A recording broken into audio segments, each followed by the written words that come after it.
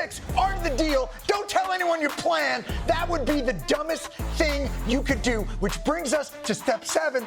Call up a news person and tell them your plan. I just spoke with the president this morning. The president said if they do not sign the deal, the U.S. will blow up every power plant and more in Iran. But telling one person your plan, that's still just 4D chess. Step 8 is 5D chess. Tell everyone your plan.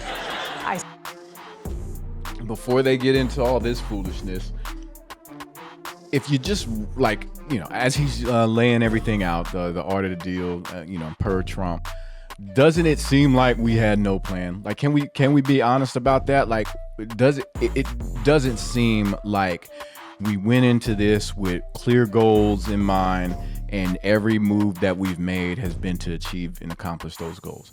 Nothing seems like it was a starting point leading to the larger, greater victory. Nothing at all.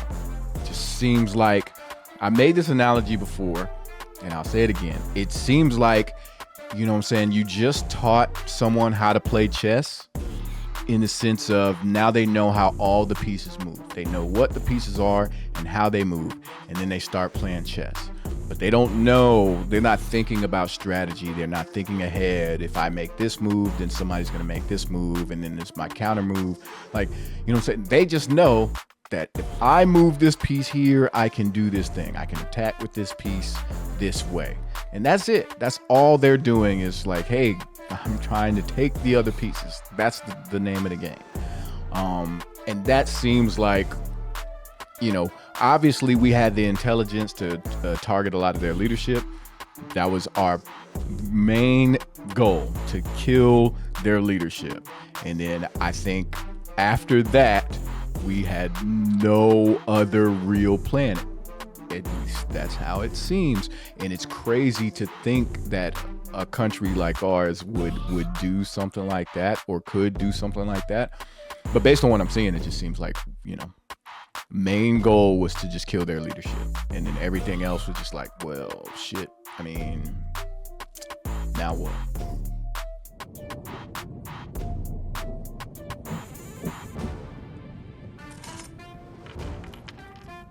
What's going on, YouTube? It's your boy Trey. Who the fuck is that guy? Back at it with another video. Another one. And first and foremost, thanks to all the new subscribers. Really appreciate all the love and support. I'm a new YouTuber, so it's helping me to continue to grow. So once again, thanks to everybody.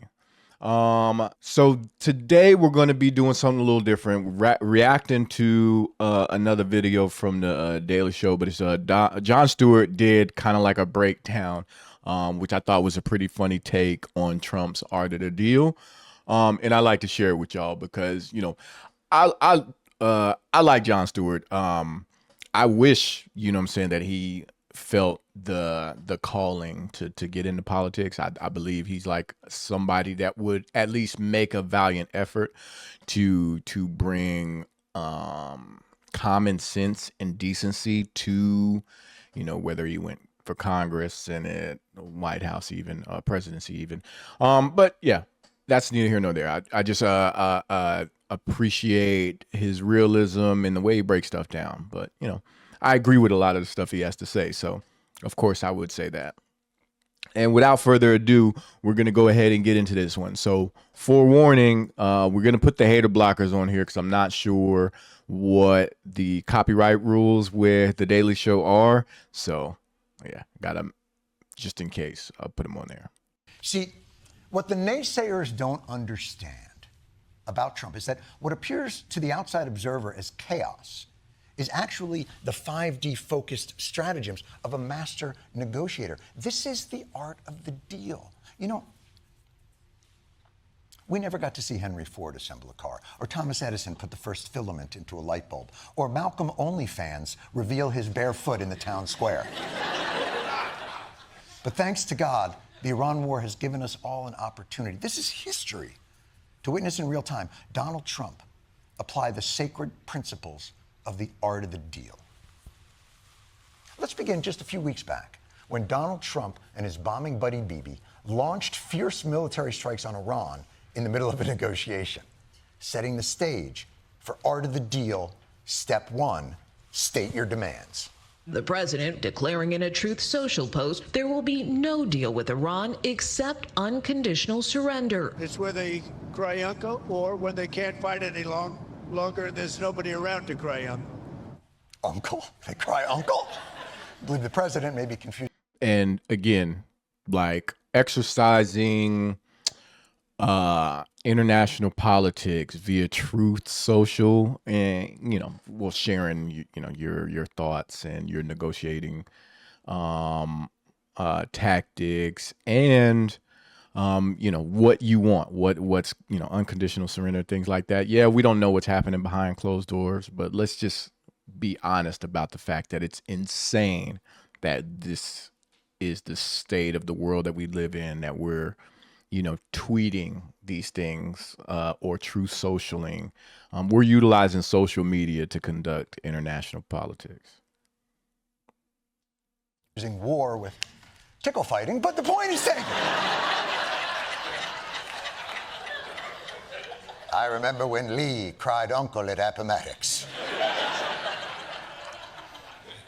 But you always start every negotiation by demanding everything, which sets you up for step 2, art of the deal, the consequences of not acceding to step 1. We're going to hit them extremely hard over the next 2 to 3 weeks. We're going to bring them back to the Stone Ages where they belong.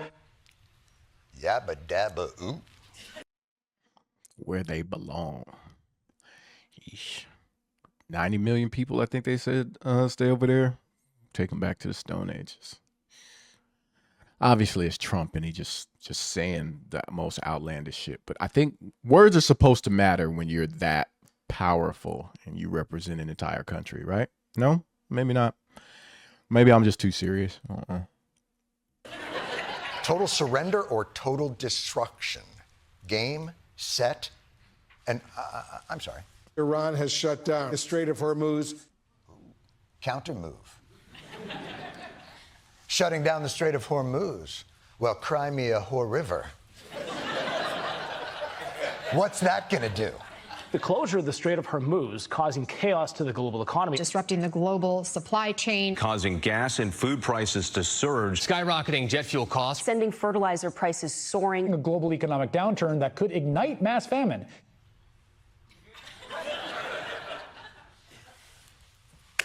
All right, motherfuckers. I didn't want to have to do this. For the chess time.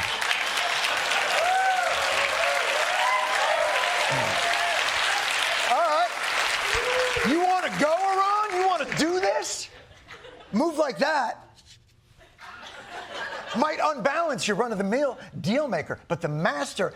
So, obviously, y'all can't see all of the table, but he's got chess pieces against checker pieces. So, yeah. One side's playing chess, other side playing checkers. It's the metaphor. Y'all can't see it. I apologize. Has already prepared a step 3. The president wrote, "Open the f***ing strait, you crazy bastards, or you'll be living in hell."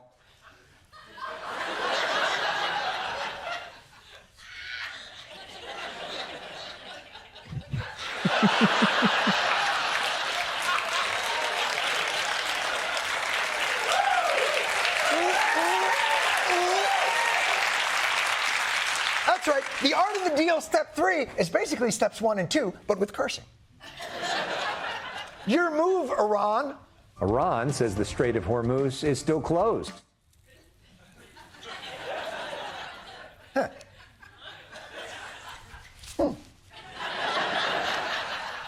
I see what you did there. Your move is no move. Which brings us to step 4. Iran has agreed to open the Strait of Hormuz. Boom! Motherfucker! Step 4, art of the deal. Just say it's open. Who's gonna check? Honestly, who's gonna... Who's gonna check if it's actually open? Even if you have a boat, what are you gonna do? You're gonna drive all the way there? What are you gonna go? You're gonna go to the Strait of Hormuz yacht and regatta? And real quick, like, isn't that like a typical Trump administration move? Like, Just no matter if the thing is clearly false or a lie, whatever, like just say it. Just keep saying it over and over again until like people stop even challenging you on it, right? I've stopped 8 wars. Like he says that so much now, nobody even stops him from saying it. So yeah, nah, the strait's closed. Like, what are you gonna do? What? I can just say it. Like nobody at this point, he lies so often and so much that people, you know what I'm saying, let him get off a bunch of lies just to challenge him on one. You know what I'm saying? Like he says 10 lies, like, look, I don't have time to counter all of your lies. Let's just talk about the big one that I think is going to give me the most views, the most clicks, and all that stuff. Crazy. Out of club, get the out of here. You didn't even know what the Strait of Hormuz was a month ago. Now you're a expert on the Strait of Hormuz. As far as you know, it's open. It's open. That is true. Now, the next part's tricky. Because at some point, even though you stated very clearly that the Strait of Hormuz is open, people are going to realize it's not open. They're still not getting food or fuel, which is fine. Because this is where the art of the deal, where the fourth dimensional chess comes into play. Breaking tonight, President Donald Trump saying the U.S. Navy will start blockading, quote, any and all ships trying to enter or leave the Strait of Hormuz. Hit him with the old razzle dazzle. You can't break up with me. I'm breaking up with you.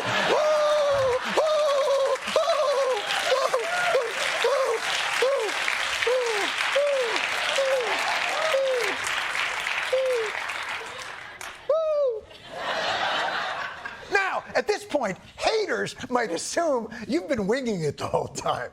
And they might be getting hungry or much poorer or cold. And they might have questions like, hey, Trump, do you even have a plan? Well, the art of the deal says, don't fall for that.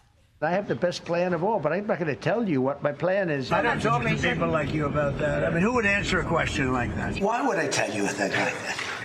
Step 6, art of the deal. Don't tell anyone your plan. That would be the dumbest thing you could do, which brings us to step 7. Call up a news person and tell them your plan. I just spoke with the president this morning. The president said if they do not sign the deal, the U.S. will blow up every power plant and more in Iran. But telling one person your plan, that's still just 4D chess. Step 8 is 5D chess. Tell everyone your plan. Before they get into all this foolishness, if you just like, you know, as he's laying everything out, the art of the deal, you know, per Trump, doesn't it seem like we had no plan? Like, can we be honest about that? Like, it doesn't seem like we went into this with clear goals in mind, and every move that we've made has been to achieve and accomplish those goals. Nothing seems like it was a starting point leading to the larger, greater victory. Nothing at all. Just seems like, I made this analogy before, and I'll say it again. It seems like, you know what I'm saying, you just taught someone how to play chess, in the sense of now they know how all the pieces move. They know what the pieces are and how they move, and then they start playing chess. But they don't know, they're not thinking about strategy. They're not thinking ahead. If I make this move, then somebody's going to make this move, and then it's my counter move. Like, you know what I'm saying? They just know that if I move this piece here, I can do this thing. I can attack with this piece this way. And that's it. That's all they're doing is like, hey, I'm trying to take the other pieces. That's the name of the game. And that seems like, you know, obviously we had the intelligence to target a lot of their leadership. That was our main goal, to kill their leadership. And then I think after that, we had no other real plan. At least that's how it seems. And it's crazy to think that a country like ours would do something like that, or could do something like that. But based on what I'm seeing, it just seems like, you know, main goal was to just kill their leadership. And then everything else was just like, well, shit. I mean, now what? spoke to him on the phone this morning and told me several things. President Trump today told me if Iran does not sign this deal, the whole country is going to get blown up. In our short phone call, the president told me the strikes have caused very great losses on their leadership. He also told me he doesn't think boots on the ground will be necessary. He told me that they had agreed to talk. I just got off the phone with the president, and he called. You see how bummed out Brett Baer was that he called him? Yeah, I talked to the president. He called me. I had the number blocked, but he got there. So now everybody's on the same page. It seems like you're moving towards a resolution in a crisp and linear fashion. Everybody knows the plan. All that's left to do is send over a high-level negotiating team to work out the fine print and arrive at an enduring peace. You've got them right where you want them, where you hit them with step 9. Who's talking to what now? The president saying he intends to send Vice President J.D. Vance to Pakistan for a second shot at peace talks today. And an important clarification, I just got off the phone with President Trump. Yet again, he told me that Vice President Vance will not be leading the U.S. delegation. But then less than 2 hours later, I was told that Vice President Vance would again lead this delegation.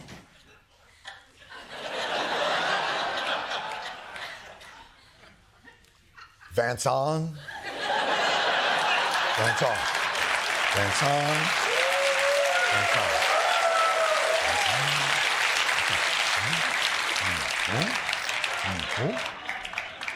Huh? Oh.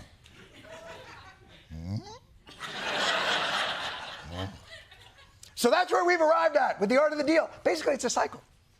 It's a cycle of demands and threats and premature declarations of victory that allows the negotiator enough wiggle room to, at almost any point, claim that they've achieved exactly what they've set out to do, ultimately achieving a nuclear deal that'll probably be worse than the nuclear deal Trump pulled our country out of with Iran to start a devastating war that has killed thousands of innocent Iranians, 13 American soldiers, eroded our credibility as the leader of the free world, sabotaged the world economy, and will cost the American taxpayers, who knows, maybe trillions.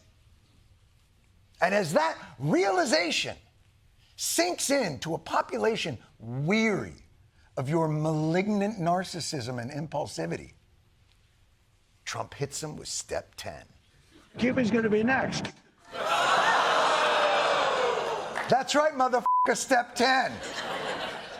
Keep moving to outrun the darkness. So obviously that's going to be the end of that one.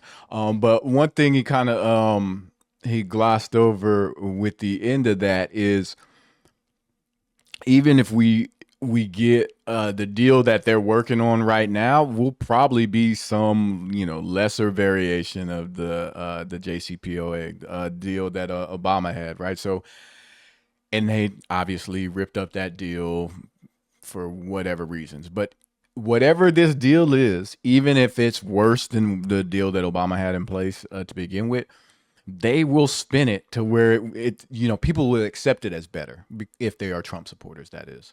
And that's sad. Like, we had a deal, we got rid of the deal, we go to war, then we end up potentially, because we don't have a deal yet, we end up getting back into a deal, a worse deal than we had before.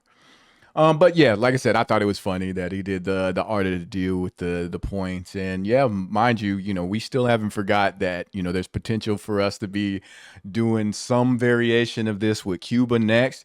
And then we might also double back for Greenland. But yeah, y'all let me know what y'all think in the comments section. If y'all if y'all learn something, make sure you share with your people. Keep the information going, keep the conversation flowing. And until next time, I'll holler at you.